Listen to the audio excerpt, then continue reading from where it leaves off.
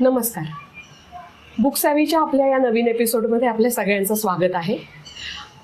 बुकसॅव्हीच्या गप्पांमधल्या गोष्टी आणि गोष्टींमधल्या गप्पा यात उपक्रमात तुम्ही आमच्याबरोबर आहात याचा आनंद आहे. आणि आज आम्ही एक नवीन पुस्तक घेऊन आलो आहे आणि या नवीन पुस्तकासाठी आजचे आपले रीडर आहेत आशुतोष भाटोडेकर.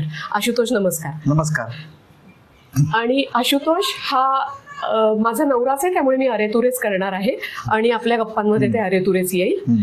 तर पुस्तकाबद्दल बोलण्यापूर्वी क्विकली आशुतोषची ओळख ज्यांना माहिती आहे किंवा ज्यांना माहीत नाही त्याच्यासाठी. आशुतोष हा IT प्रोफेशनल आहे. तो प्रोजेक्ट मॅनेजमेंट कन्सल्टंट आहे आणि एंटरप्राइज अजाईल कोच आहे. आणि तो मॅनेजमेंट कन्सल्टिंग बरोबरच ट्रेनिंग हेच त्याचं पॅशन आहे. म्हणजे मला असं म्हणायचं त्याच्या हाडाचा शिक्षक आहे. हे मी सुरुवातीला एवढ्यासाठी सांगितलं की ह्या पुस्तकाची जी ओळख आहे ना, ती ओळख तो एक कन्सल्टंट म्हणून किंवा प्रोफेशनल म्हणून आणि शिक्षकाच्या भूमिकेतनं असं त्याचे विचार आपल्याला ऐकायला मिळतील अशी मला खात्री वाटते. आणि म्हणूनच मी आता तशीच सुरुवात करते आमच्या चर्चेला आणि आमच्या गप्पांना. तर आशुतोष, आज आपण कुठचं पुस्तक घेऊन आलोय? फर्स्ट ऑफ ऑल थँक्यू मला इन्व्हाइट केल्याबद्दल गप्पा मारण्यासाठी. आणि जे पुस्तक मी वाचलंय म्हणजे आवर्जून वाचलेलं आहे. एकदा नाही माहिती, दोनदा तीनदा मी वाचलं असेल पुस्तक. रिइन्व्हेंटिंग ऑर्गनायझेशन्स बाय फ्रेडरिक लॅलॉक्स हे पुस्तक आहे ज्याच्याबद्दल मी आज गप्पा मारणार आहेत. आणि त्यातल्या इंटरेस्टिंग गोष्टी आहेत आपण समजून घेणार आहोत या गप्पांच्या चर्चेद्वारे.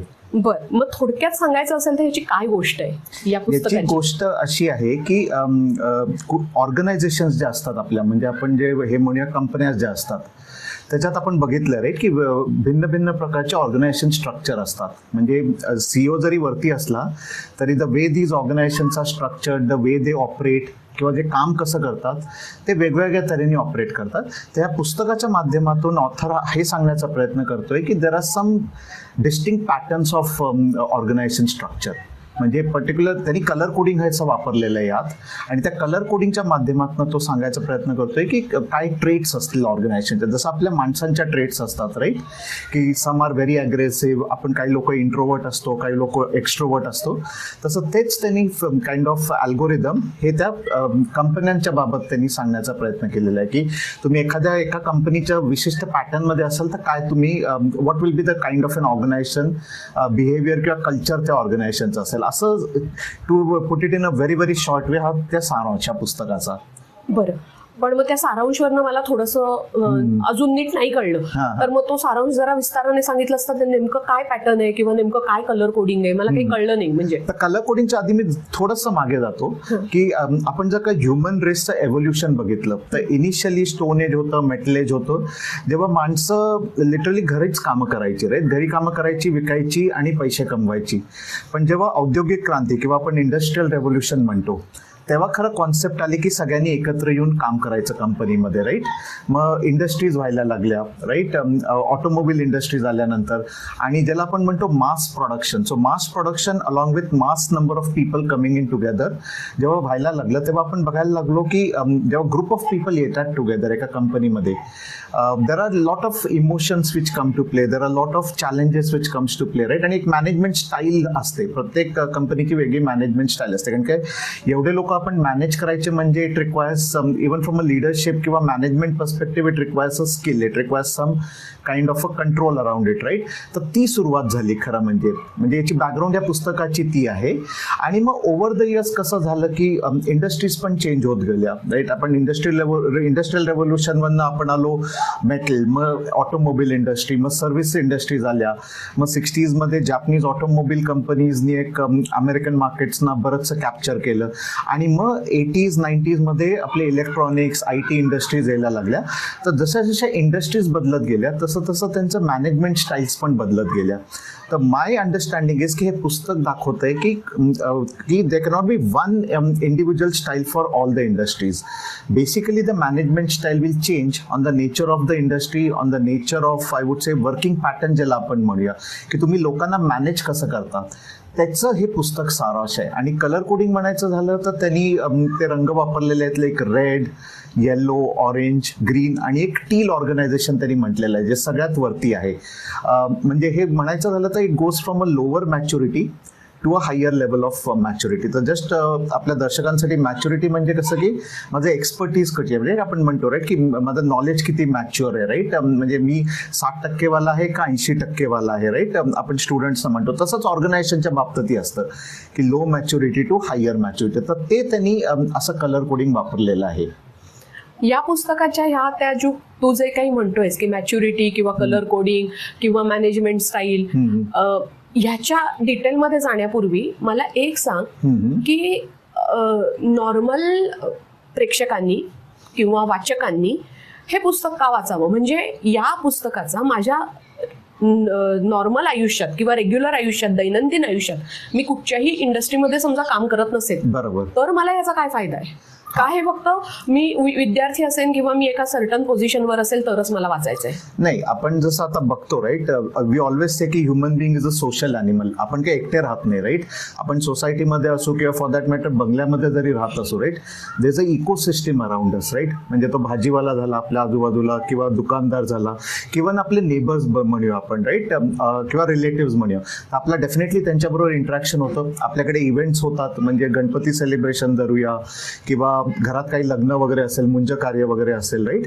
तर तेव्हा इव्हेंटला पण आपल्याला हे ॲट्रिब्यूट्स दिसतात. असं माझं म्हणजे मी जेव्हा हे पुस्तक वाचलं तेव्हा मला रिअलायझेशन झालं की एखादा घरी लग्न आपल्याला प्लॅन करायचं असेल, right, there are lot of things which don't go the way as it should be, right. There is lot of chaos, personalities different clash होतात. तर मी असं नाही म्हणणार की हे फक्त नोकरदारांसाठी किंवा बिझनेसवाल्यांसाठी किंवा मॅनेजमेंटच्या स्टुडंटसाठी पुस्तक आहे. हे पुस्तक कोणीही वाचावं, कारण काय हे प्रसंग आपल्या आयुष्यातही आलेले आहेत. हे जे कलर कोडिंग आहे, I am sure all of us would have gone through this colour coding. फक्त आपल्याला माहिती नाही की रेड म्हणजे काय, येल्लो म्हणजे काय आणि टील म्हणजे काय. काय म्हणजे हा, तर रेड, आता ह्यांनी पुस्तकात काय म्हटलंय की म्हणजे there are different types of organisations आणि रेड कलरच्या ज्या ऑर्गनायझेशन असतात तिथे जे कल्चर असतं it is very very retrograde culture. म्हणजे कसं, ज्याला आपण म्हणतो ना कमांड अँड कंट्रोल कल्चर, जे आणि कमांड अँड कंट्रोल कल्चर पण कुठलं व्हेरी सिव्हिअर लेवलचं. म्हणजे जसं टिपिकली एक माफिया जसं ऑपरेट करतं, राईट, किंवा अंडरवर्ल्ड जसं ऑपरेट करतं. तर if I am in that job, if I am in a company which is more like a red colour organisation, believe me, my life is going to be very troublesome. कारण काय, my manager is going to do extremely micromanagement on me. म्हणजे माझं एक एक movement track केली जाणार आहे. Okay, तर ह्या झाल्या रेड ऑर्गनायझेशन. जरी आपण असं म्हटलं तरी लोक काम करतात तिकडे, ते जातात तिकडे, जॉईन होतात, करतात. आपण बघितलं 1-2 वर्ष पण तिकडे काम करतात. They might be some reasons for that, ते आपण येऊया त्याच्यावर. पण just to put it in a short, हे झालं रेड ऑर्गनायझेशन. मी जसं म्हटलं हे लोएस्ट लेवल ऑफ मॅच्युरिटीला आहे. त्याच्यावरती येते येल्लो ऑर्गनायझेशन, जिथे आपण म्हणतो की साधारण हायरार्कीज बनायला लागतात. थोडे तुमचे डिपार्टमेंट्सचे हेड वगैरे अपॉइंट होतात. म्हणजे CEO जरी कमांड अँड कंट्रोल असला तरी तो सगळे डिसिजन घेत नाहीत. तो sort of some part of delegation तो करतो, राईट. तो खालच्या लेवलला ऑथॉरिटी देतो. आणि हे स्ट्रक्चर आपण बघतो साधारणपणे चर्च ऑर्गनायझेशन किंवा NGOजमध्ये वगैरे असा हा स्ट्रक्चर आपण बघण्यात येतो. मग त्याच्यावरती येतो ऑरेंज ऑर्गनायझेशन. आणि ऑरेंज ऑर्गनायझेशन म्हणजे आपण असं धरूया एक साधारण ऑटोमोबाईल कंपनीजमध्ये जे स्ट्रक्चर असतं, right. Mid size automobile companies, 2,000, 3,000, 5,000 लोक असलेले. आणि जिथे फर्दर बिलो द CEO, म्हणजे L-2 आपण म्हणूया. L झालं CEO लेवल, L0, L1 झाले ते डिपार्टमेंटल हेड, आणि मग खालती आपले प्लांट हेड वगैरे असे जे लोक येतात ते. आणि दिस वर्क्स, याचा ॲडव्हान्टेज ह्या अगेन या प्रत्येक ऑर्गनायझेशन स्ट्रक्चरचं एक महत्त्व आहे. या पर्टिक्युलर ऑर्गनायझेशन स्ट्रक्चरचं महत्त्व असं आहे की म्हणजे मी अशा कंपनीत गेलो, आपण बघितलंय, राईट, की पुण्यामध्ये वगैरे टेल्कोमध्ये वगैरे लोकांनी 20-20, 25-25 वर्ष कामं केली आहेत. प्रमोशन पण झालेली आहेत, ग्रोथ पण झालेली आहेत, व्हर्टिकल किंवा हॉरिझॉन्टल ग्रोथ. तर तसं हे येतं ऑरेंज ऑर्गनायझेशन स्ट्रक्चर.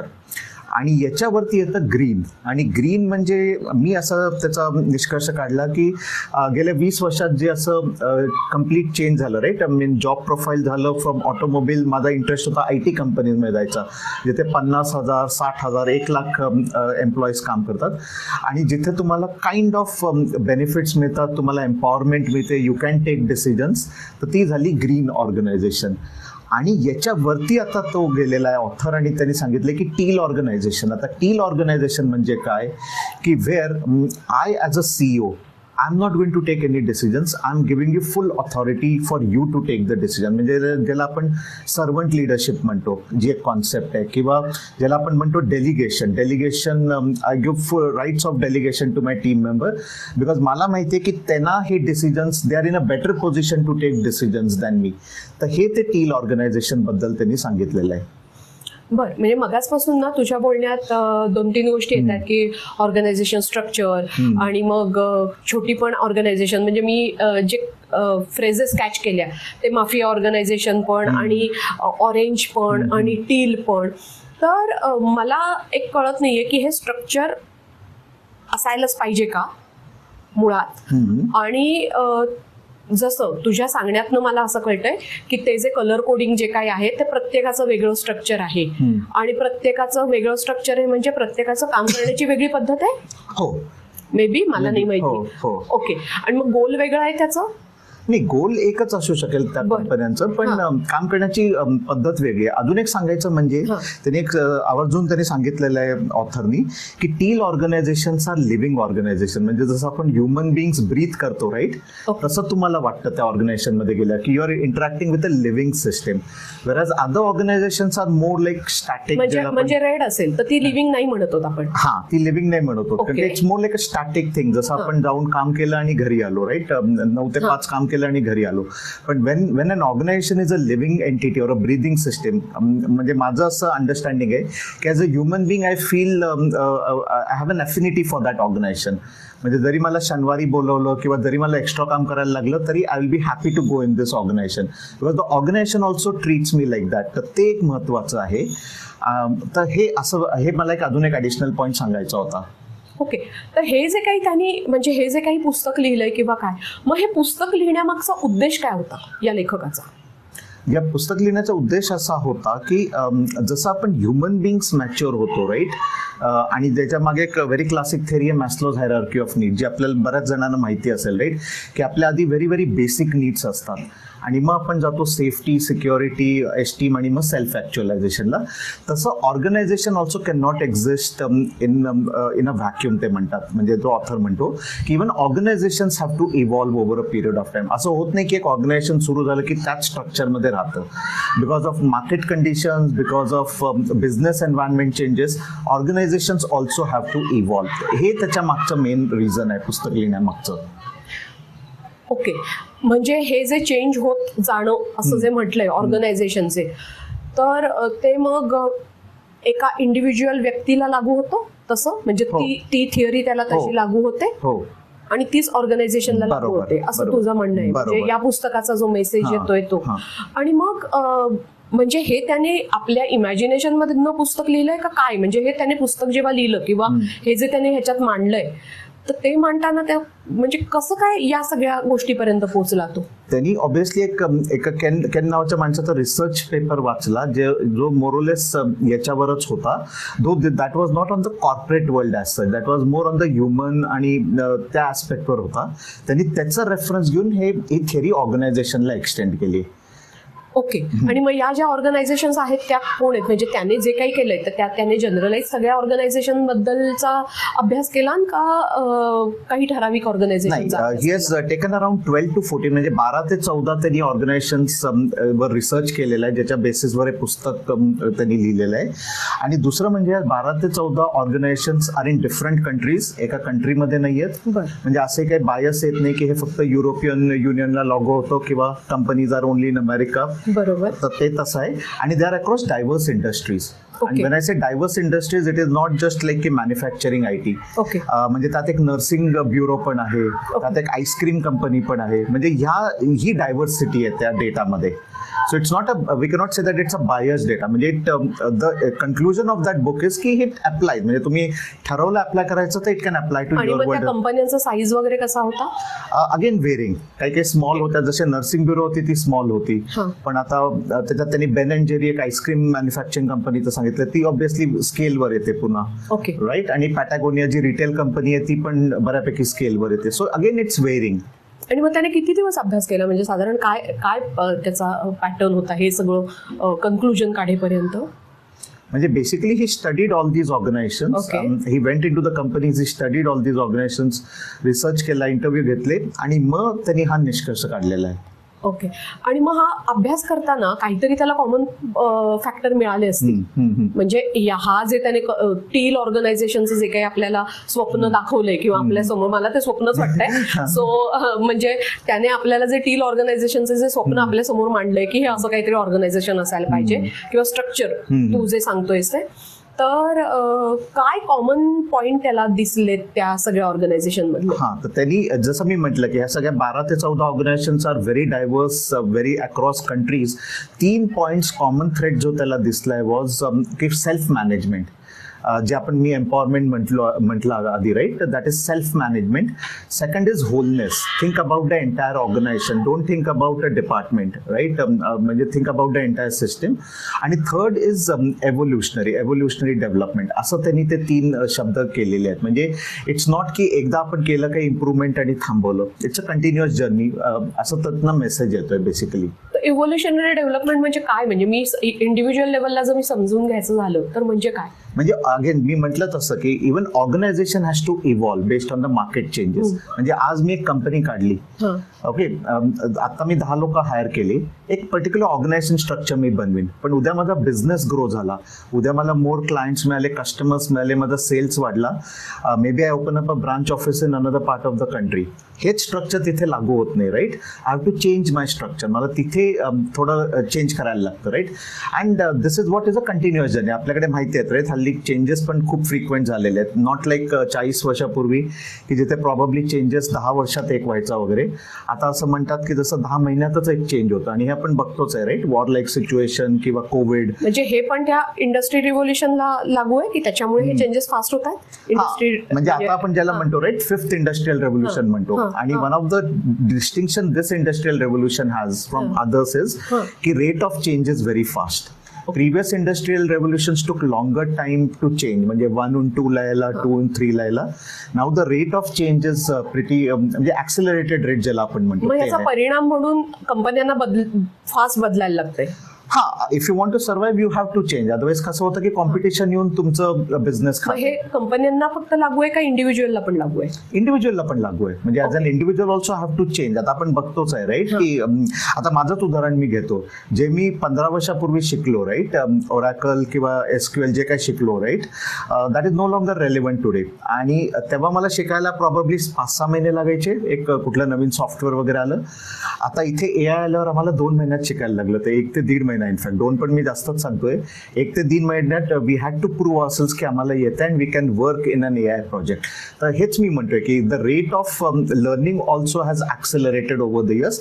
आणि तुझा जो प्रश्न आहे, राईट, मी असं म्हणेन somewhere, and again coming to what you asked me in the beginning, right, आपल्याला सगळ्यांनाच हे चेंज करायला लागतं. Even a housewife has to change, evolve in this new world, right. आता आपण बघतोय, राईट, की आपल्या घरी पण the kind of gadgets and equipment जे किचनमध्ये आलेले आहेत ते किती बदललेले आहेत ओव्हर द इयर्स. सो आता डिशवॉशर आहे फॉर एक्झाम्पल, आता होम ऑटोमेशन सिस्टीम असते घरांमध्ये. So you have to adapt to these systems, otherwise will be out of that entire change which is. तर मी कमिंग बॅक टू त्या 3 ज्या गोष्टी कॉमन मिळाल्या आहेत, म्हणजे त्या सगळ्या ऑर्गनायझेशन मध्ये 3 गोष्टी कॉमन मिळाल्या आहेत त्याला: सेल्फ मॅनेजमेंट, होलनेस आणि इव्होल्युशनरी पर्पज. मी त्या अजून इव्होल्युशनरी पर्पज मध्येच आहे. तर त्यांनी फ्रेडरिकने एक टर्म वापरली आहे, पर्पज ड्रिव्हन ऑर्गनायझेशन. बरोबर. सो मला पर्पज ड्रिव्हन ऑर्गनायझेशन, आणि म्हणून मी ह्या गोष्टीवर जरा जास्त विचारलं. सो या इव्होल्युशनरी पर्पज म्हणजे एव्हर चेंजिंग किंवा नवीन स्किल अडॉप्ट करणं, या सगळ्यामधनं ते पर्पज ड्रिव्हन होत आहे का अजून पर्पज ड्रिव्हन ऑर्गनायझेशन किंवा पर्पज ड्रिव्हन पर्सन म्हणजे काय, नेमकं काय, आणि ते मॅस्लोच्या हायरार्कीला कसं कनेक्ट होतं?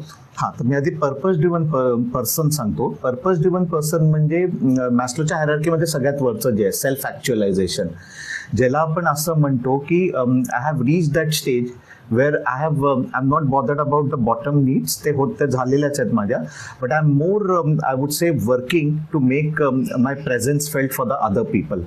Right? I'm helping other peoples to grow rather than thinking about myself. आणि हे कुठेतरी सर्वंट लिडरशिपशी कनेक्ट होतं. As a leader I am working more for the purpose of my team rather than for the purpose of my self. हे झालं इंडिव्हिज्युअलला. आता purpose driven organisation जे आपण म्हणतो these are the organisations. Definitely profit पाहिजे त्यात, असं नाही म्हणतायत की प्रॉफिट नकोय. म्हणजे मॅस्लोमध्ये when I am becoming a purpose driven person, माझ्याकडे पैसे पाहिजे तरच मी दुसऱ्याला देऊ शकेन. तसंच कंपनीच्या बाबतही असंच होतं की why are we existing today, right? What exactly are we doing. म्हणजे जसं एक ॲपलचं उदाहरण आहे, right? Are we building computers? No, we are building intelligent systems असं ते म्हणतात, right? We are building systems which people will love to buy. तर ते झालं purpose driven organisation or the purpose driven mission ज्याला आपण म्हणतो.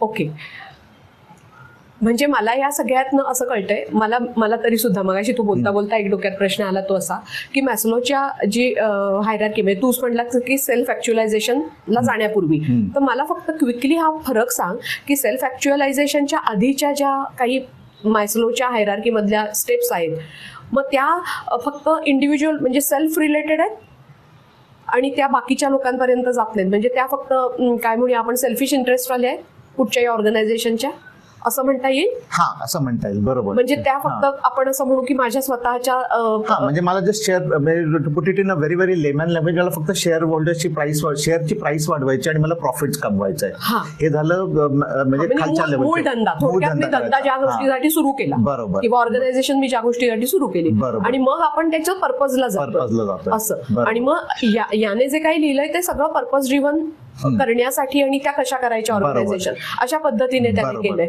आणि मग त्याने माझ्या असं म्हणजे मी जेव्हा वाचलं तेव्हा मला असंही आठवतंय की त्याने एक मस्ट कंडिशन सांगितलंय. म्हणजे ह्या 3 गोष्टी कॉमन त्यांनी सांगितल्याच आहेत त्या सगळ्या कंपन्यांबद्दल त्याने त्याचा अभ्यास केल्यावर, आणि त्याने 2 गोष्टी सांगितल्यात की ह्या असल्याच पाहिजेत तरच हे होईल.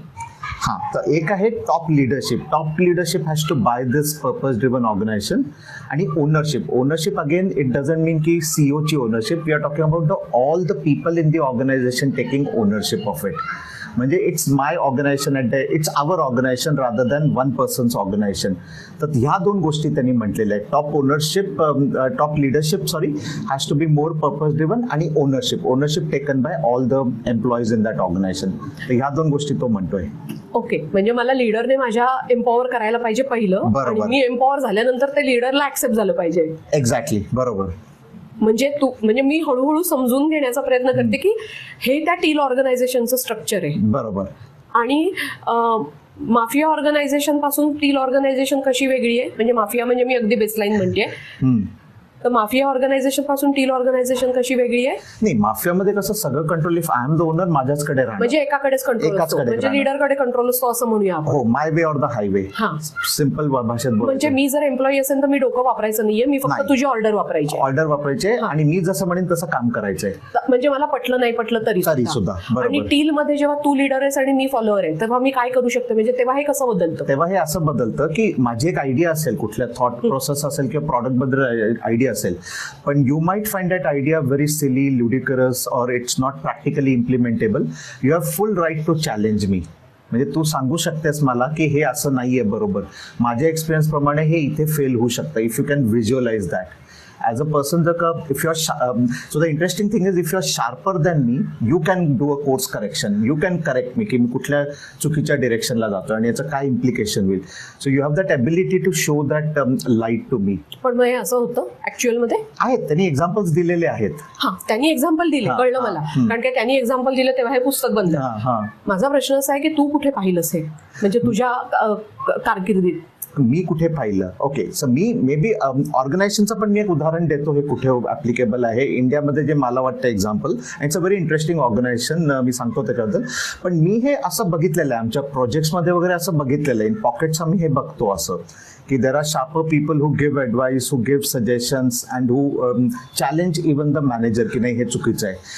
तर माझ्यामध्ये एक organisation, in fact I should not use the word organisation for that, I should use the word enterprise for that or an institution for that. जिथे मी हे बघितलं is ISRO, Indian Space Research Organisation. तिथे जे काइंड ऑफ सॅटेलाइट्स ते बनवतात, right, they come out with very innovative products. आणि तिथे हे मी कुठे टू सम एक्सटेंट ऐकलंय, म्हणजे मी ऑब्व्हियसली मी तिथे काम नाही केलेलं, but based on what I have seen in the public forum, what I have red, ती एक ऑर्गनायझेशन अशी आहे की तिथे ते असं करतात, म्हणजे ते हे वापरतात kind of a teal, though it is not fully called as a teal organisation, पण ते तिथे असं वापरताना दिसतात. बरोबर. मला ना एक गोष्ट कनेक्ट अशी करायची की त्याच्यात जो होलनेस म्हटलाय 3 गोष्टींपैकी की सेल्फ मॅनेजमेंट, होलनेस आणि इव्होल्युशनरी पर्पज. Purpose, हा. तो होलनेस मला असं वाटतं की त्यांनी लिव्हिंग ऑर्गनायझेशन या गोष्टींना अशासाठी म्हटलंय की तो होलनेस हा ह्युमन बॉडी कडनं येतो. म्हणजे ह्युमन बॉडी जशी होलनेस प्रिन्सिपल एक्झिबिट करते, म्हणजे आपल्याकडे वेगवेगळ्या सिस्टीम्स आहेत टॉप टू बॉटम, आणि त्या सिस्टीम्स एकीकडे वेगवेगळ्या काम करतात पण एकीकडे त्या कोहेजनमध्ये काम करतात. म्हणजे मला जेव्हा खायचं असतं तेव्हा माझा हात काम करतो, मी जेव्हा हाताने पिक करते तेव्हा माझं तोंड, माझं डोकं ट्रस्ट करतं माझ्या हातावर, बरोबर. आणि त्या ट्रस्टने मी ते खाते. माझं पोट आहे ते ट्रस्ट करतं आणि ते पचवतं. म्हणजे मी हे फार फार डायल्यूट करून किंवा तोडून सांगते, कारण मी जो मुद्दा पुढचा घेते तर तो असा मी कनेक्ट करते की हा माझ्या होल बॉडीच्या पार्टचा एकमेकांवरचा ट्रस्ट आहे. बरोबर. म्हणजे मी पायाच्या नखापासून ते माझ्या मेंदूपर्यंत each and every cell of my body एकमेकांवर ट्रस्ट करतो, आणि तो ट्रस्ट जेव्हा येतो तेव्हा तो होलनेस येतो. बरोबर. हा, म्हणजे त्या सगळ्या ऑर्गनायझेशनमध्ये होलनेस एक्झिबिट करायला तो ट्रस्ट डेव्हलप व्हायला लागतो. बरोबर. हो. हा, माफियामध्ये तो ट्रस्ट नसतो, आणि त्याला असं म्हणायचंय की डीलमध्ये तो मॅक्झिमम असतो. बरोबर. हो. त्याच्यात ना त्यांनी एक गोष्ट लिहिली आहे, म्हणजे मला त्या पॉइंटकडे तुला आणायचंय की तो ट्रस्ट डेव्हलप कसा होईल याच्यासाठी त्याने स्टोरी टेलिंग हा एक अप्रोच सांगितलाय. म्हणजे खूप मार्ग आहेत ट्रस्ट डेव्हलप करण्याचे, पण त्याला सगळ्यात एक सोपा मार्ग जो वाटतोय किंवा जास्त इझी मार्ग त्याला जो वाटतोय तो स्टोरी टेलिंगचा आहे. तर त्याच्याबद्दल तुला काय वाटतं, म्हणजे हाऊ यू कॅन बिल्ड, किंवा तुम्ही हा स्टोरी टेलिंगच्या मार्फत कसा ट्रस्ट बिल्ड करू शकता, किंवा स्टोरी टेलिंग हे या सगळ्या ऑर्गनायझेशनच्या आयुष्यात किती मोठा भाग आहे? आणि दिस इज अ गुड क्वेश्चन. म्हणजे मी म्हणेन, कारण की स्टोरी टेलिंग हे याचं महत्त्व जरी लोकांना आत्ता कळत असलं तर it's a very old and an ancient art. आणि आपण म्हणतोच राईट की कुठली गोष्ट समजायची असेल तर गोष्टीच्या माध्यमातून समजायला पाहिजे. आय थिंक तुझ्या कार्यक्रमाचं नाव पण तेच आहे, राईट, गप्पांमधल्या गोष्टी आणि गोष्टींमधल्या गप्पा. तर कमिंग बॅक टू दिस, तर स्टोरी टेलिंगमध्ये कसं होतं ना की आपले इमोशन्स पण कळतात जेव्हा आपण बोलतो एकमेकांशी, राईट. आणि story telling can be for any situation. It need not be your की मला माझ्या लाईफचं काही एक्सपोज करायचं आहे. मे बी आज सकाळी काय झालं, घरापासून मी इथे आलो ऑफिसला वगैरे, तर याच्यात कसं होतं की तुमचे इमोशन्स प्ले आउट करतात, तुम्हाला एकमेकांच्या व्हल्नरेबिलिटीज पण कळतात to a certain extent, likes dislikes, strengths weaknesses कळतात. आणि माझं असं आय वुड से बिलीफ आहे, आणि हे मी बघितलंय माझ्या टीम्समध्ये, राईट, की जेव्हा मी ऑफसाईटला वगैरे जायचो, राईट, जेव्हा मी किंवा डिनर पार्टीजना वगैरे जायचो, and when we used to narrate in form of stories, we used to see immediately an improvement in performance in the team member. म्हणजे टीम बॉन्डिंग वाढायचं, ट्रस्ट वाढायचा, ॲज यू सेड, राईट, की समजा मी एक दिवशी उशिरा येतोय तर कोणतरी माझं काम पिकअप करेल, असं नाही की थांबेल मला मी येतो वगैरे. तर डेफिनेटली याचं महत्त्व आहे स्टोरी टेलिंगचं. इवन नाऊ डेज मी IT इंडस्ट्रीमध्ये बघितलंय, क्लायंट आणि आपण जे सर्व्हिसेस कंपनी म्हणतो, राईट, वी ऑलवेज से की हे कॉन्ट्रॅक्टचं काइंड ऑफ अ रिलेशनशिप आहे, राईट, की तुम्ही वेंडरच आहात, at the end of the day आम्ही क्लायंट आहोत. But now even there is an I would say an attempt made by clients की आम्हाला तुमच्याबरोबर हे कॉन्ट्रॅक्ट नुसतं नाही पाहिजे, आम्हाला तुमच्याबरोबर बॉन्डिंग पाहिजे. आणि which is where story telling also is playing a very important role. म्हणजे हल्ली मी असंही बघितलंय, अँड दिस इज कोविड नंतर हे जरा जास्तच झालंय, की क्लायंट जेव्हा येतात तेव्हा ते एक रिट्रीट प्लॅन करतात. ते स्वतःच्या पैशाने रिट्रीट प्लॅन करतात की आपण एक दिवस इकडे जाऊया, we will do some management games वगैरे. म्हणजे हे पूर्वी नव्हतं एवढं. तर हे मी एक बघितलंय. आता इव्हन आमचे जे प्रपोजल्स असतात, जेव्हा आम्ही डिफेंड करतो प्रपोजल्स क्लायंट्सना, म्हणजे IT कंपनीजचे, ते म्हणतात प्रेझेंटेशन बाजूला ठेवा, आपण गप्पाच मारूया. Okay, let's talk, let's try to do a role play इकडे. इमॅजिन की मी हे तुम्हाला कॉन्ट्रॅक्ट दिले आणि ही हे माझं डिपार्टमेंट आहे, तर तुम्ही कसं आयडेंटिफाय कराल प्रॉब्लेम, स्टोरीच्या माध्यमातून सांगा. तर हे सगळं आता होत चाललंय मी म्हणेन. तर definitely may be they have taken a Q from this, or as I said it's a very ancient art.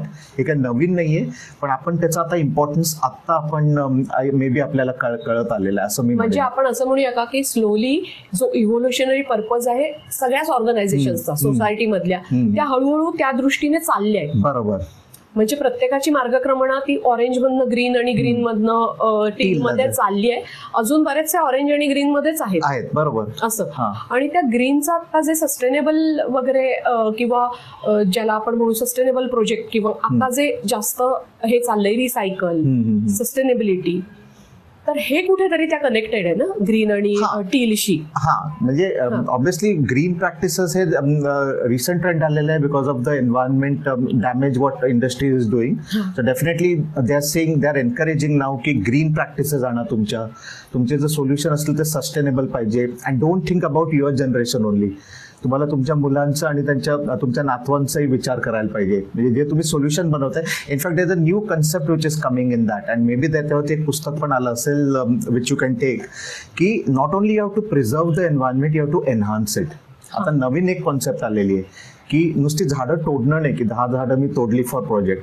तुम्ही 10च्या जागी 20 झाडं लावा, किंवा तुम्ही एअर क्वालिटी कशी एनहान्स कराल. कुठेतरी ती सुरुवात झाली आहे, पण अजून मागच्या काही 100 वर्षांमध्ये आपण जे तोडफाड केलंय त्याच्यात अजून ते वेळ लागेल. म्हणजे आपण ते अजून रिकव्हर केलं नाही, कुठेतरी ती सुरुवात झाली. डेफिसिट आहेच अजून. म्हणजे आपण मला पुन्हा असं वाटतं की ते सेल्फ ऍक्च्युअलायझेशनलाच जाते. म्हणजे मला कुठेतरी रिअलाइज होतंय ऍज अ सोसायटी की काय जो हार्म केलाय तो. बरोबर. पण ते जसं मी म्हटलं तसं खूप मोठा डेफिसिट आहे तो फील करायला बराच वेळ लागेल. या स्टोरी टेलिंग बद्दल यांनी ना एक वाक्य म्हटलंय, ते मी जस्ट वाचते की त्यांनी असं म्हटलंय की we have lost track of power of stories to bring us together. म्हणजे त्यांनी हे नमूद केलंय की गोष्टी आहेत ना त्या आपल्याला एकत्र आणतात. म्हणजे माझा हा जो पॉडकास्टचा जो गोष्टींचा विषय आहे तो याच्यासाठी आहे की ह्या गोष्टी आपल्याला एकत्र बांधून ठेवतात आणि एकत्र आणतात. आणि त्याने अजून एक वाक्य लिहिलंय, म्हणजे सेल्फ मॅनेजिंग टीम्स बनवण्यासाठी, म्हणजे सेल्फ मॅनेजमेंट हा जो काही प्रकार आहे तो सेल्फ मॅनेजिंग टीम्स बनवण्यासाठी त्याने स्टोरी टेलिंगचा खूप चांगल्या पद्धतीने वापर करा म्हणून सांगितलंय. तर त्याने असं म्हटलंय, the more you know about another person's journey the less possible it is to distrust or dislike that person. म्हणजे तुम्हाला जितकं माहीत असेल ना दुसऱ्या माणसाच्या प्रवासाबद्दल, म्हणजे तो इथपर्यंत कसा आला, त्याचा जर्नी कसा होता. आपण जे मागच्या 2-4 पुस्तकांमध्ये, ऑटोबायोग्राफीमध्ये, मागच्या पॉडकास्टमध्ये आम्ही जो विषय घेतला की एखादा माणूस कसा इव्हॉल्व्ह होत गेला, तर the more we know about it, आपल्याला जितकं जास्त समजेल तितकं आपण त्याला विश्वास करायला लागतो. आणि मग कदाचित एखाद्या त्याच्या चुकीला पण आपण माफ करतो. बरोबर. आणि आपण ट्रस्ट नाही केला तर त्या चुकीला पण आपण माफ नाही करत एका पॉइंट. बरोबर. सो अशा पद्धतीने पण त्याने स्टोरी टेलिंग या गोष्टीचा, म्हणजे या सगळ्या ह्याच्यात अनेक अशा गोष्टी आहेत. मी स्टोरी टेलिंग पॉईंट एवढ्यासाठी उचलला कारण की तो माझ्या या पॉडकास्टला कनेक्ट करतोय आणि म्हणून मी तो स्टोरी टेलिंगचा मुद्दा उचलला.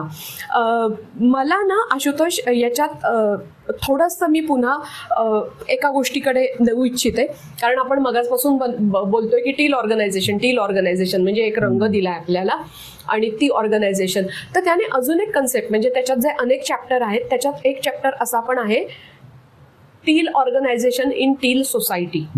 मुळात टील ऑर्गनायझेशन ही रियालिटी आहे, पण पर्सेंटेज वाईज म्हटली तर फार ती मिनिस्क्युअल रियालिटी आहे. ओके, आपण असं म्हणूया की ती अनेक लोकांसाठी ड्रीम सिच्युएशन आहे किंवा अनेक ऑर्गनायझेशनसाठी ते स्ट्रक्चर म्हणजे ड्रीम स्ट्रक्चर आहे. पण teal organisation in teal society हा सेल्फ ॲक्च्युअलायझेशनचा अजून एक पुढचा प्रवास आहे. तर तुझं याच्याबद्दल काय मत आहे, मला ते समजून घ्यायचंय की teal organisation in teal society तुला कसं दिसतं, ते एक्झिस्ट करतं का, होईल का, नाही का? तर मी ह्याला तुझ्या पहिल्या प्रश्नाशी कनेक्ट करेल, जो साधारण पहिल्या 5 मिनिटात तू विचारलास की याच्यात माझ्यासाठी काय या पुस्तकात. आणि जेव्हा आपण इंडिव्हिज्युअल म्हणतो, राईट, मी जसं म्हटलं individuals are not alone, right, they are a part of a larger ecosystem. तर जरी मी जॉब नसेल करत, आज मी अनएम्प्लॉईड असेल किंवा सिनियर सिटीजन असेल, पेन्शन घेत असेल, I am a part of the larger society and I'm definitely impacted by what happens in my society, good, bad or ugly. तर दिस इज वेअर तिथे मला ह्या पुस्तकाचा उपयोग दिसतोय सगळ्यांसाठी. तर अल्टिमेटली आवर एंडेवर इज की आपण सोसायटी पण मॅच्युअर झाली पाहिजे, राईट. आपण काही स्टोन एजमध्ये राहत नाही होत, राईट. इव्हन आपल्या बिलीफ्स वगैरे चेंज होतात over the period of time, right. आपण बघितलेलं आहे, म्हणजे काही काही अंधश्रद्धा असतात आधी, मग त्या over a period of time रिफॉर्म्समुळे चेंज होतात. आणि it's a journey, again it's a journey, it's a continuous improvement journey which is there. तर टील सोसायटी तोच त्यांनी कॉन्सेप्ट म्हटलेला आहे की I mean taking in to the larger picture, की आपलं गोल काय, आपलं गोल आहे ह्युमन रेसला मॅच्युअर करायचं, right. So teal society is that level where you would like your society to reach. आत्ता आहे की नाही माहीत नाही, आत्ता आपण कुठे आहोत मला हेही माहिती नाही, टू बी व्हेरी ऑनेस्ट. पण that is the, I would say, the nirvana state, किंवा जिथे आपण we would like our society to be. आणि तेच ॲट्रिब्यूट्स येणार परत जे टील ऑर्गनायझेशनमध्ये आहेत, तेच ॲट्रिब्यूट्स येणार. सेल्फ डिसिप्लिन म्हणूया आपण, किंवा सेल्फ ऑर्गनायझेशन म्हणूया अँड टेकिंग केअर, रिस्पेक्ट, हे ते टील सोसायटीचं आहे. आय मीन बरेचसे देश आहेत जगात जे अटेम्प्ट करतायत तिकडे जायचं, आहेत की नाही माहित नाही. म्हणजे माझ्या समोर एकदम उदाहरण येतं ते सिंगापूरचं. म्हणजे द काइंड ऑफ डिसिप्लिन तिथे आहे, the kind of I mean say culture त्यांनी ते फॉलो केलेलं आहे, right. So that is how I would say maybe probably Singapore is the one which is closest to that, right. आणि आपण आपल्यापैकी बऱ्याच लोकांनी तिथलं बघितलं, राईट, डिसिप्लिन. म्हणजे ट्रेनच्या आतमध्ये कोणी काही पॅकेट उघडू शकत नाही मॅकडॉनल्डचं, राईट. फक्त पाण्याची बाटली तुम्ही पाणी पिऊ शकता. And there are I mean the वॉशरूमचे there are etiquettes there which are there, right. हे I would say is a teal society. I mean the maturity of the society as a whole. Okay, म्हणजे Singapore कुठेतरी close आहे. Close असं मी म्हणेन, हे माझं मत आहे. म्हणजे आपल्याला जायला भरपूर वेळ आहे कदाचित असेल, पण आपल्याकडे पण एक्झाम्पल्स होते. म्हणजे लोक येऊन, शेवटी लीडरच लागतो तुम्हाला. म्हणजे you need a visionary leader. तर सिंगापूरच्या केसमध्ये त्यांचा पहिला पंतप्रधान होताच ना, LK ज्यांनी हे आणलं सगळं. आणि त्याच्यात पण त्यांनी म्हटले की I might have taken wrong decisions, not that I have taken all the right decisions, but whatever decisions I took with an honourable purpose. त्यांनी पण हा पर्पज शब्द पण मग विजनरी लीडरला ऑटोक्रेटिक लीडर पण म्हटलं जातं अशा वेळेला. हो, म्हटलं जातं, पण मी म्हटलं तसं कोणतरी एक ठाम माणूस लागतो तिकडे हे व्हायला. म्हणजे मला जरी निर्णय घ्यायचं स्वातंत्र्य असलं किंवा मला जरी माझा आवाज बोलण्याचं किंवा व्हॉइस करण्याचं, मत व्हॉइस करण्याचं जरी स्वातंत्र्य असलं, तरी तुझं असं म्हणणं आहे की कोणीतरी फायनल निर्णय घ्यायला तो एक माणूस, एक लीडर लागतो. हो हो. फक्त त्याचं वागणं हे इव्होल्युशनरी असतं, बरोबर, किंवा त्याचं वागणं हे पर्पज ड्रिव्हन असतं, बरोबर. आणि तो त्या पद्धतीने लीड करतो. पद्धतीने इव्हन सगळी टीम तशी तयार करतो. हा, म्हणजे पुन्हा मला हे काय जे दिसतंय ना, हे एकात एक अडकलेल्या कड्याच दिसतायत. बरोबर, हो. म्हणजे टील ऑर्गनायझेशन आहे, म्हणजे असं होऊ शकतं का कधीतरी की टील ऑर्गनायझेशन आहे किंवा एखादा लीडर खूप सेल्फ ऍक्च्युअलायझेशन किंवा पर्पज ड्रिव्हन आहे, पण तो एका ऑरेंज ऑर्गनायझेशन मध्ये अडकलाय. हो, होता ना असं बरेच वेळेला आपण बघितलं. आणि लोक सोडतात पण जॉब, राईट. असं बघितलं आपण किती वेळा बघितलं, हाय प्रोफाईल एक्झिट झालेले आहेत. हा, म्हणजे याचा अर्थ ह्या सगळ्या गोष्टी एकमेकात अशाच आहेत की मी मॅच्युअर झाले आणि तू मॅच्युअर झाला तर एकत्र धावणार. बरोबर, हो, है ना. म्हणजे there can be some time की मी मॅच्युअर झाले आणि तू मॅच्युअर होईपर्यंत एक वेळ होऊ शकतो. आपण we can wait till that particular period असंच म्हणूया ना. हो, बरोबर. पण तो पण पिरियड खूप लांब झाला तर तो मिसमॅचच होणार आहे. हा, आणि हे आपण इव्हन मॅरेजेस मध्ये बघितलेलं की एक पार्टनर हायर मॅच्युरिटीचा असेल, दुसरा पार्टनर लोअर मॅच्युरिटीचा असेल. युजली द हायर मॅच्युरिटीचा पार्टनर विल बी अकोमोडेटिव्ह की थोडा वेळ देऊया. पण जर का वेळ खूप झाला तर obviously that person might opt out of marriage. आणि आपण बघतो हे होताना. So it applies again, coming back to your question, right. हे ह्युमन बिंग्सला अप्लाय होतं, सोसायटीला होतं, ऑर्गनायझेशन्सला होतं. आणि मग हे हा जो काही, म्हणजे हे ज्या एकात एक अडकलेल्या कड्या आहेत त्या एम्प्लॉई, लीडर, ऑर्गनायझेशन यांचा एकत्रित प्रवास आहे. म्हणजे मला जे कळतं येते की प्रत्येकाचं स्वतःचं एक इव्होल्युशनरी पर्पज शोधायचं आहे, त्याच्याच बरोबर एकत्र त्या ऑर्गनायझेशनचं शोधायचं आहे, आणि त्याच्याच बरोबर लार्जर त्या सोसायटीचं पर्पज शोधायचं आहे. हा, आणि तेच तो डायग्राम आहे. सर्कल ते त्यांनी रेड वगैरे केले तर तसंच सर्कल होणार. ते 3 सर्कल असे एकमेकांना एनसर्कल करतात, म्हणजे एकमेकांच्या आतमधली, बाहेरची नाही. एकमेकांच्या आतली ती सर्कल्स आहेत आणि ती एकमेकांना एनहान्स करत जाणार. म्हणजे पुन्हा त्या इव्होल्युशनरी पर्पज मध्ये मला असं समजतंय की एकमेकांच्या सहवासानी किंवा एकमेकांच्या बरोबर काम करणाऱ्यांनी आपण एकमेकांचं आयुष्य समृद्ध करत जातो. असाच तो सगळा प्रवास आहे. आणि म्हणून त्याने रिइन्व्हेंटिंग ऑर्गनायझेशन असं नाव म्हटलंय. म्हणजे त्या पुस्तकाचं नाव रिइन्व्हेंटिंग कसं आहे की ऑर्गनायझेशन आहे पण तुम्हाला रिइन्व्हेंट करायचे आणि पर्पज ड्रिव्हन ऑर्गनायझेशन करायचे. बरोबर. म्हणजे त्यांनी ज्या 3 गोष्टी सांगितल्या आहेत की ज्या कॉमन आपण मगाशी बोललो की सेल्फ मॅनेजमेंट, होलनेस आणि इव्होल्युशनरी पर्पज. तर मला माझी ऑलरेडी असलेली ऑर्गनायझेशन जर टील बनवायची असेल तर मी या गोष्टी फॉलो करायला पाहिजेत. या पुस्तकामध्ये ना या सगळ्या गोष्टी कशा अचीव करायच्या, त्या कशा फॉलो करायच्या, त्याने जेव्हा सगळं हे शोधलंय किंवा त्याने जेव्हा नोट डाऊन केलंय तर त्यातलं नेमकं काय काय आहे हे सगळं आहे. म्हणजे मी जर आज लीडर असेल आणि मी जर आज ओनर असेल किंवा मी जर आज एम्प्लॉई असेल तरी मला या पुस्तकात वाचून नेमकं मी काय केलं की माझा पर्पज, कारण ना हा प्रश्न सगळ्यांना असतो की मी माझं पर्पज कसं शोधू, म्हणजे माझ्या आयुष्याचं पर्पज काय. कोणीतरी मला हा प्रश्न विचारला तर मला नाही माहिती माझ्या आयुष्याचं पर्पज काय. मला नाही माहिती हे म्हणणं सोपं आहे, पण मला पर्पज माहीत नसणं याने मी रेस्टलेस पण असते. हो, ॲट अगदी. टाइम्स, हां. राईट. आणि मग त्या रेस्टलेसनेस जो माझा आहे तो मला पर्पज शोधायचं पण आहे. तर हा जो सगळा प्रवास आहे तो मुळात माझं एक प्रॉफिट मेकिंग हे पर्पज आहे, पण त्या पलीकडचं जे काही पर्पज आहे म्हणजे मुळात माझ्या रोटी कपडा हे मकान हे पर्पज आहे, पण ते झाल्यानंतरचं जे माझं पर्पज आहे याला मी इव्होल्युशनरी पर्पज म्हणते. हो. आणि माझा जो इथून तिथे जायचा प्रवास आहे तोच रिइन्व्हेंट करणारा आहे. जो माझा इंडिव्हिज्युअल लेवलला रिइन्व्हेंट करणार आहे तसाच तो ऑर्गनायझेशन लेवलला रिइन्व्हेंट करणार आहे. आणि हे असं ते पुस्तक आहे साधारणपणे. अगदी बरोबर. हो.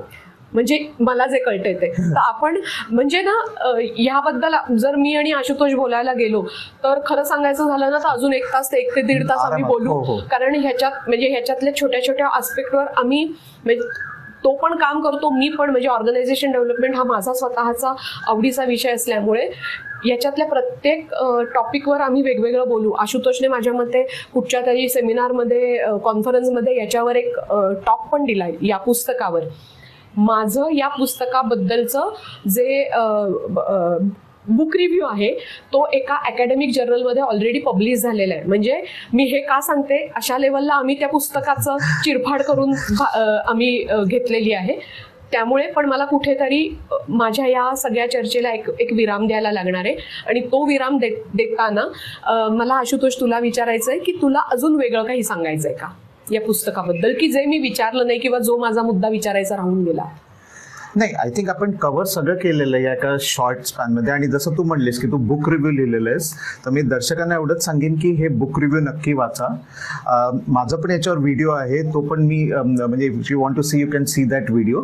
पण मी एवढंच म्हणेन की म्हणजे आपण जसं पर्पज म्हणतो right, purpose driven organisation, purpose driven human being, तसं या पुस्तकामागे पण पर्पज आहे त्या ऑथरचं. तर I think we should respect that purpose and we should bring it into our lifes असं मी म्हणेन. Maybe the scale might be lesser. म्हणजे आपण असं नाही मी सगळ्यांना म्हणते की 100% यातला अंमलबजावणी करा, पण whatever events we are doing याच्या पुढे राईट, व्हॉट एव्हर ऍक्टिव्हिटी. आणि जसं मी म्हटलं तसं आपण कुठल्या ना कुठल्या तरी for that matter even you can apply this when you are going on a trip, family वेकेशनला जेव्हा तुम्ही जाताय एका ग्रुपमध्ये तुम्हाला याचा बेनिफिट कळेल. म्हणजे जेव्हा तुम्ही पर्पज ड्रिव्हन कुठची ऍक्टिव्हिटी करताना मी सेल्फ मॅनेजमेंट करायचा आहे, मी होलनेसचा विचार करायचा आहे, बरोबर, मी इव्होल्युशनरी पर्पजचा करायचा आहे विचार, बरोबर असं.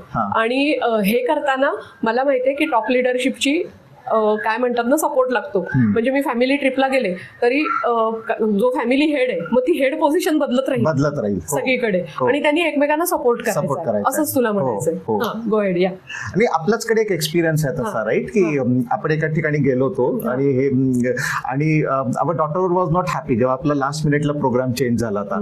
But then I think we applied something from this book only to handle that situation right. म्हणजे जसं I think if I remember correctly हा उटीचा प्रकार आहे राईट. चीज फॅक्टरीला आपण गेलो तर चीज फॅक्टरी प्लॅन होती, मग टॉय ट्रेन दिसली तर आपण आधी टॉय ट्रेन मध्ये गेलो. तो पर्पज आपण तिथे शोधून काढला आणि तिला सांगितलं की हे असं पर्पज आयडेंटिफाय करायचं असतं. तर अशी उदाहरणं होत असतात. लास्ट मिनिट चेंज प्लॅनला म्हणजे थोडक्यात लास्ट मिनिट चेंजला जेव्हा लोक रेजिस्ट करतात तेव्हा तुम्ही त्यांना कसं हँडल करता. आपल्याच फॅमिली मधलं उदाहरण आहे. तर म्हणून मी म्हटलं यातले लेसन्स आहेत ते they can be applied not only to the corporate world, they can be applied to any transaction what we do, small medium large. एवढंच मी म्हणेन to conclude. Okay. So Ashutosh, thank you या पुस्तकाबद्दल तू चर्चा करायला आलास ते. आणि क्लोजिंग रिमार्क्स देण्यापूर्वी मी म्हणेन की याच्याबद्दल जर तुम्हाला हे पुस्तक पूर्ण वाचायला वेळ नसेल किंवा तुम्हाला असं वाटेल कोणाला जर काही खूप टेक्निकल आहे तर मी एक लिंक देते माझ्या बुक रिव्ह्यूची. तो रिव्ह्यू वाचा. म्हणजे तो 3 ते 4 पानांचा आहे. म्हणजे ह्यातला जो मेन क्रक्स आहे तो त्याच्यात आलाय. आशुतोषचा एक त्याच्या युट्यूब चॅनलवर एक या पुस्तकाबद्दलचा व्हिडिओ आहे, तो येईलच. पण यामधला जो विषय आहे ना तो फ्रेडरिकने कुठनं घेतला. आशुतोषच्या बोलण्यात असं आलं की केन विल्बर याने आणि जेन वेड हे ना सोशॉलॉजी आणि सायकोलॉजी म्हणजे सायकोलॉजीमधलं त्यांनी रिसर्च केलाय आणि त्याच्यातनं त्या रिसर्चमधनं त्यांनी जे कलर कोडिंग घेतलं ते कलर कोडिंग करण्यामागचं दुसरं एक असं पर्पज होतं की माणसांना रेस किंवा अन्य बायस मधनं डिव्हाइड न करता आपण कलरमध्ये टाकायचं. म्हणजे मी युरोपियन, अमेरिकन, एशियन, देसी असं डिव्हाइड न करता किंवा ब्लॅक, व्हाईट, ब्राऊन असं डिव्हाइड न करता मी माणसाची मॅच्युरिटी लेवल किंवा इव्होल्युशनरी पर्पजवरनं त्याचं मॅच्युरिटी लेवल, त्याची रेड, ऑरेंज, ग्रीन असं करावं असं त्यांनी म्हटलं. आणि रेनबोचं जे आहे ना स्ट्रक्चर, की रेड हा सगळ्यात खाली स्ट्रॉंग कलर आहे, शार्प कलर आहे, आणि वरती डिफ्यूज होत जाणारा विबग्योर मधला ब्ल्यूची शेड आहे ती, तर टील ही तशीच ब्ल्यूची शेड आहे. तर हे कलर कोडिंग आलंय ना, म्हणजे ह्या पुस्तकात ना एक पहिलं एक प्रकरण असं आहे की history of the evolution of human being.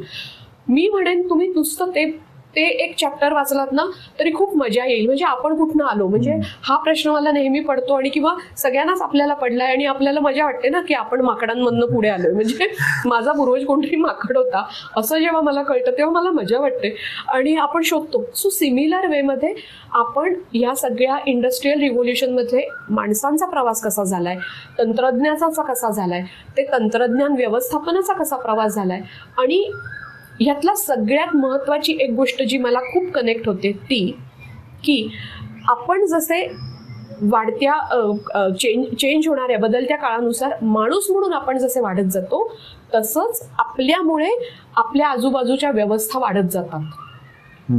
म्हणजे मी जेव्हा कमी मॅच्युरिटीमध्ये असते तेव्हा माझी व्यवस्था फारच बेसिक असते, आणि जेव्हा माझी मॅच्युरिटी वाढत जाते तेव्हा मी बनवलेल्या कुठच्याही व्यवस्थेला, मग ती नुसतं घर असेल किंवा माझा कुठचा तरी छोटा धंदा असेल किंवा माझी 1,00,000-2,00,000 वाली कंपनी असेल, त्याला मी एका पर्पजमध्ये किंवा एका गोल प्रती मी चेंज करते. आपण ही सगळी उदाहरणं आजूबाजूला बघितलेत.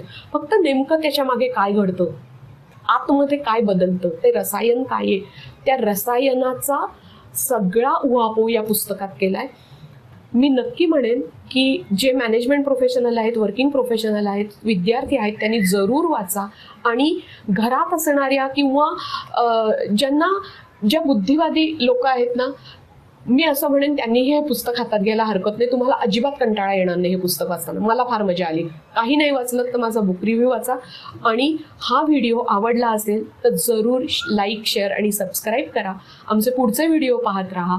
आणि धन्यवाद.